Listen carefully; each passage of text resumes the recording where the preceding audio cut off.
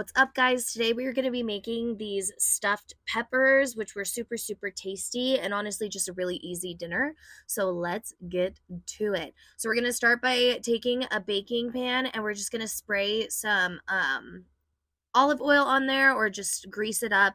And then we're going to put our bell peppers that are cut and pitted face down, add some water, and then cover it with foil. And we're going to bake it in the oven for 20 minutes at 350. And when they're done, they'll look like this and be nice and soft. And then we're going to cut up our onions. While we're doing that, I just did a quarter of an onion. And then we're just going to dice all of that and then take an avocado and mash it with some salt and pepper. And then we're going to cook our onions. And you're just going to cook them on the oven, let medium-high heat for about 4 minutes on their own. And then we're going to add in our meat and cook the meat for a little bit, then add our taco seasoning. And then once the meat is done cooking, we're just going to drain all of the oil. And we're going to take our bell pepper, stuff it with the meat, put our mashed avocado on top, and then some pico de gallo, and then some tapatio. And that's it. That's all I put on this. And it was really tasty. Make sure when you're doing taco seasoning that you just do like a tablespoon of it.